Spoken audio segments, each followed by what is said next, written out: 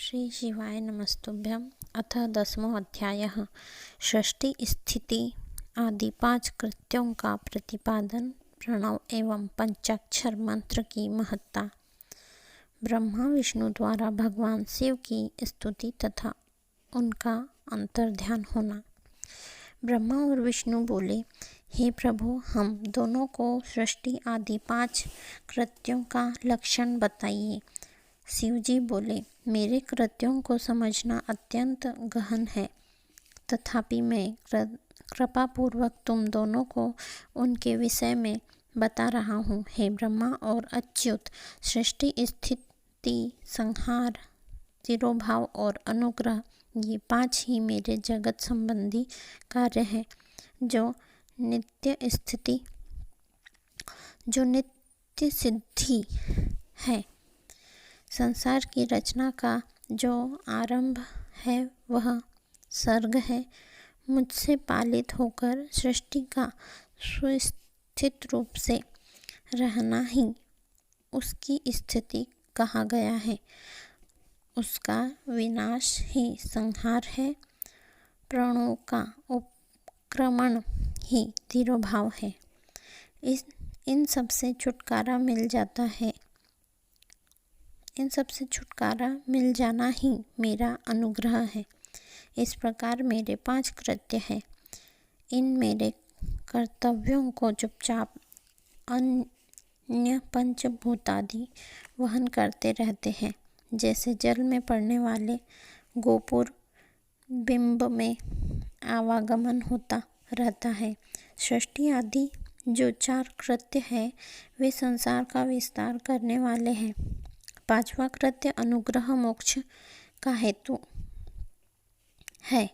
वह सदा मुझ में ही अचल भाव से स्थिर रहता है। मेरे भक्तजन इस 5 कृत्यों को 5 भूतों में देखते हैं।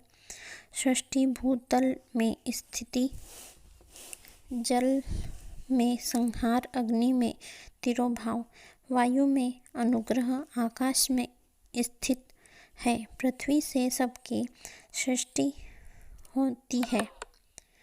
जल से सबकी वृष्टि होती है। आग सबको जला देती है। वायु सबको एक स्थान से दूसरे स्थान को ले जाती है और आकाश सबको अनुग्रहित करता है। यह विद्वान पुरुषों को जानना चाहिए। इन 5 कृत्यों का भार वहन करने के लिए ही मेरे 5 मुख है। 4 दिशाओं में 4 मुख है और इसके बीच में 5वां मुख है। हे पुत्रों, तुम दोनों ने तपस्या करके प्रसन्न हुए मुझ परमेश्वर से भाग्यवश सृष्टि और स्थिति नामक 2 कृत्य प्राप्त किए हैं। ये दोनों तुम्हें बहुत प्रिय है। इसी प्रकार मेरे विभूति स्वरूप रुद्र और महेश्वर ने 2 अन्य उत्तम कृत्य संहार और तिरोभाव मुझसे प्राप्त किए हैं, परंतु अनुग्रह नामक कृत्य कोई नहीं पा सकता। उन सभी पहले के कर्मों को तुम दोनों ने समयानुसार भुला दिया। रुद्र और महेश्वर अपने कर्मों को नहीं भूले हैं, इसलिए मैंने उन्हें अपनी समानता प्रदान की है। वे रूप, वेश, कृत्य, वाहन, आसन और आयुध आदि में मेरे समान ही है। हे पुत्रों, मेरे ध्यान से शून्य होने के कारण तुम दोनों में मूढ़ता आ गई है। मेरा ज्ञान रहने पर महेश के समान अभिमान और स्वरूप नहीं रहता, इसलिए मेरे ज्ञान की सिद्धि के लिए मेरे ओंकार नामक मंत्र का तुम दोनों जप करो। यह अभिमान को दूर करने वाला है। पूर्व काल में मैंने अपने स्वरूप भूत मंत्र का उपदेश किया है, जो ओंकार रूप में प्रसिद्ध है। वह महामंगलकारी मंत्र है। सबसे पहले मेरे मुख से ओंकार ओम प्रकट हुआ, जो मेरे स्वरूप का बोध कराने वाला है। ओंकार वाचन है और मैं वाच्य हूँ। यह मंत्र मेरा स्वरूप ही है। प्रतिदिन ओंकार का निरंतर स्मरण करने से मेरा ही सदा स्मरण होता रहता है। पहले मेरे उत्तरवर्ती मुख से अकार पश्चिम मुख से, उकार दक्षिण मुख से, मकार पूर्ववर्ती मुख से, बिंदु तथा मध्यवर्ती मुख से नाद उत्पन्न हुआ।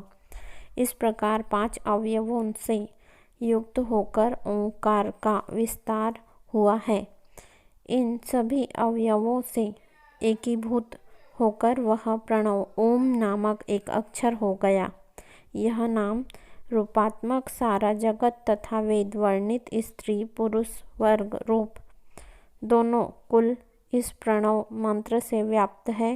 यह मंत्र शिव और शक्ति दोनों का बोधक है। इसी प्रणव से पंचाक्षर मंत्र की उत्पत्ति हुई है, जो मेरे सकल रूप का बोधक है। वह अकारादि क्रम से और नकारादि क्रम से क्रमशः प्रकाश में आया है। ओम नमः शिवाय। इस पंचाक्षर मंत्र से मात्र का वर्ण प्रकट हुआ है, जो 5 भेद वाले हैं। उसी से शिरोमंत्र तथा 4 मुखों से त्रिपदा गायत्री का प्राकट्य हुआ है। उस गायत्री से संपूर्ण वेद प्रकट हुआ है और उन वेदों से करोड़ों मंत्र निकले हैं। उन मंत्रों से भिन्न भिन्न कार्यों की सिद्धि होती है, परंतु उस प्रणव एवं पंचाक्षर से संपूर्ण मनोरथों की सिद्धि होती है। इस मूल मंत्र से भोग और मोक्ष दोनों ही सिद्ध होते हैं। मेरे सकल स्वरूप से संबंध रखने वाले सभी मंत्र राज साक्षात भोग प्रदान करने वाले और शुभकारक है। नंदिकेश्वर बोले, तदंतर जगदम्बा पार्वती के साथ बैठे हुए गुरुवर महादेव जी ने उत्तराभिमुख बैठे हुए ब्रह्मा और विष्णु को पर्दा करने वाले वस्त्र से आच्छादित करके मस्तक पर अपना करकमल रखकर धीरे धीरे उच्चारण करके उन्हें उत्तम मंत्र का उपदेश दिया। यंत्र तंत्र में बताई हुई विधि के पालन पूर्वक 3 बार मंत्र का उच्चारण करके भगवान शिव ने उन दोनों शिष्यों को मंत्र की दीक्षा दी। तत्पश्चात उन शिष्यों ने गुरु दक्षिणा के रूप में अपने आप को ही समर्पित कर दिया और दोनों हाथ जोड़कर उनके समीप खड़े हो उन देवश्रेष्ठ जगत गुरु का स्तवन किया। ब्रह्मा और विष्णु बोले, हे प्रभु, आप निष्कल रूप हैं, आपको नमस्कार है। आप निष्कल तेज से प्रकाशित होते हैं, आपको नमस्कार है। आप सबके स्वामी हैं, आपको नमस्कार है। आप सर्वात्माओं को नमस्कार है तथा सकल स्वरूप आप महेश्वर को नमस्कार है। आप प्रणव के वाच्यार्थ है, आपको नमस्कार है। आप प्रणव लिंग वाले हैं, आपको नमस्कार है। सृष्टि पालन संहार तिरोभाव और अनुग्रह करने वाले आपको नमस्कार है। आपके 5 मुख है, आपको नमस्कार है। पंच ब्रह्मारूप 5 कृत्य वाले आपको नमस्कार है। आप सबकी आत्मा है, ब्रह्मा है। आपके गुण और आपको शक्तियाँ अनंत है, आपको नमस्कार है। आपके सकल और निष्कल 2 रूप है। आप सद्गुरु एवं शंभु है, आपको नमस्कार है। इन पंचों द्वार अपने गुरु महेश्वर की स्तुति करके ब्रह्मा और विष्णु उनके चरणों में प्रणाम किया। ईश्वर बोले, हे वत्सों, मैंने तुम दोनों से सारा तत्व कहा और दिखा दिया। तुम दोनों देवी के द्वारा उपदिष्ट प्रणव ओम, जो मेरा ही स्वरूप है, का निरंतर जप करो। इसके जाप से ज्ञान, स्थिर भाग्य सब कुछ सदा के लिए प्राप्त हो जाता है। आर्द्र नक्षत्र से युक्त चतुर्दशी को प्रणव का जप किया जाए तो वह अक्षय फल देने वाला होता है। सूर्य की संक्रांति से युक्त महाआर्द्रा नक्षत्र में एक बार किया हुआ प्रणव जप कोटि गुणे जप का फल देता है। मृगशिरा नक्षत्र का अंतिम भाग तथा पुनर्वसु का आदि भाग पूजा, होम और तर्पण आदि के लिए सदा आर्द्र के समान ही होता है। यह जानना चाहिए। मेरे लिंग का दर्शन प्रभात काल में ही प्रातः तथा संगम मध्याह्न के पूर्व काल में करना चाहिए। मेरे दर्शन पूजन के लिए चतुर्दशी तिथि निशीथ व्यापिनी अथवा प्रदोष व्यापिनी लेनी चाहिए, क्योंकि परवर्तिनी अमावस्या तिथि से संयुक्त चतुर्दशी की ही प्रशंसा की जाती है। पूजा करने वालों के लिए मेरी मूर्ति तथा लिंग दोनों समान है, फिर भी मूर्ति की अपेक्षा लिंग का स्थान श्रेष्ठ है।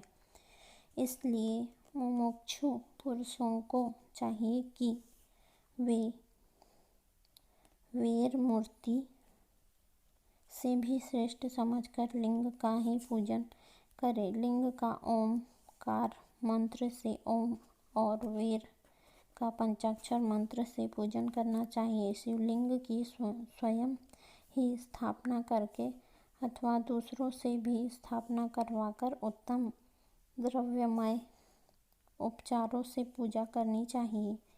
इससे मेरा पद सुलभ हो जाता है। इस प्रकार उन दोनों शिष्यों को उपदेश देकर भगवान शिव वहाँ अंतर्ध्यान हो गए। इस प्रकार श्री शिव महापुराण के अंतर्गत प्रथम विद्येश्वर संहिता ओंकारोपदेश का वर्णन नामक 10वां अध्याय पूर्ण हुआ। श्री शिवाय नमस्तुभ्यम। कृपया कमेंट में श्री शिवाय नमस्तुभ्यम अथवा ओम नमः शिवाय जरूर लिखिए, जिससे यूट्यूब का बेल आइकॉन तथा सब्सक्राइब की बटन अवश्य दबाएं।